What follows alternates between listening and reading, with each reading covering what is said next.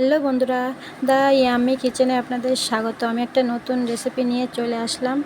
তো এটা হচ্ছে মজক, অনেকে বলে ব্রেন। তো আমি সিদ্ধ করে নিলাম, সিদ্ধ করে ঠান্ডা করে নিয়ে আমি এই শিরাগুলো ছাড়িয়ে নেব। অনেকে মজক বলে, অনেকে ব্রেন বলে। তো আমি শিরাগুলো ভালো করে ছাড়িয়ে নেব, নিয়ে কুচি কুচি করে কেটে নেব, একটু বড় সাইজ, খুব কুচি না। তারপরে আমি এখানে কড়াই বসিয়ে দিলাম। কড়াইটা গরম হয়ে গেল, আমি এখানে দিয়ে দেবো পরিমাণ মতো তেল। একটু বেশিই লাগে, কারণ মজক ভাজিতে একটু তেল না দিলে ভালো লাগে না। তো এখানে তেলটা গরম হয়ে গেছে, আমি পেঁয়াজ দিয়ে দেব। পেঁয়াজটা হালকা একটু লাল লাল করে নিয়ে এখানে আমি সব মশলাগুলো একে একে আমি দিয়ে দেব।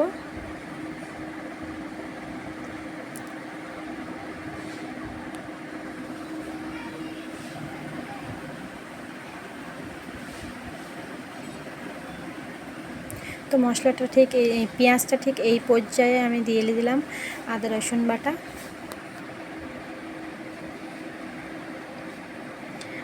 হলুদ গুঁড়ো,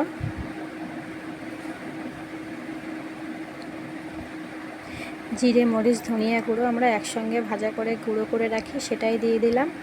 আর দিয়ে দেবো একটু বেশি করে লঙ্কা গুঁড়ো, কারণ একটু ঝাল ঝাল হলে বেশি ভালো লাগে। কারণ আমার হাজব্যান্ড ঝাল ঝালটাই পছন্দ করে, ওই জন্য আমি একটু ঝালটা বেশি দিয়ে দিলাম। আপনারা আপনাদের অনুযায়ী করে নেবেন। আপনাদের বাচ্চারা যদি সেই রকম খায়, যেরকম খায় আপনারা সেরকমই লঙ্কা দিয়ে দেবেন। তো একটু কষিয়ে নিয়ে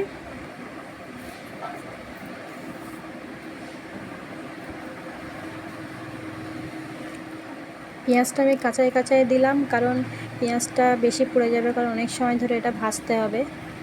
তো আমি মশলাটা একটু হালকা করে ভেজে নিলাম, নিয়ে আমি এবার দিয়ে দেবো কুচি করে কেটে রাখা মজকগুলো দিয়ে দিলাম। অনেকে মজক বলে, অনেকে ব্রেন। তো ব্রেনটা আমি দিয়ে দিলাম। দিয়ে এটা ভালো করে ভাজা কমসে কম 10 থেকে 15 মিনিট এটা মিডল পজিশনে। তো এমন হয়েছে। তো বন্ধুরা, আমার রেসিপিটা কেমন লাগলো অবশ্যই জানাবেন, একটা করে কমেন্ট করে যাবেন, সাবস্ক্রাইব করবেন, একটা করে লাইক দিয়ে যাবেন। আমি আরও যেন নতুন নতুন ভিডিও দিতে পারি। এটা লাস্ট পজিশন, প্রায় হয়ে যাবার মতো হলো এটা। তো ভালো করে এপিট ওপিট করে নেড়ে নিতে হবে। আমি এটা অনেক সময় ধরে ভেজে নিয়েছি, 10-15 মিনিট ধরে ভালো করে ভাজা করে। এটা নাকি খুব ভালো হয় আমার হাতে, আমার বাড়ির লোক তো খুব তারিফ করে।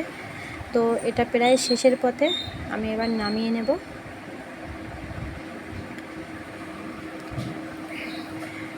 প্লিজ বন্ধুরা একটা করে কমেন্ট করে জানিয়ে যাবেন যে আমার মজক ভাজিটা কেমন হয়েছে।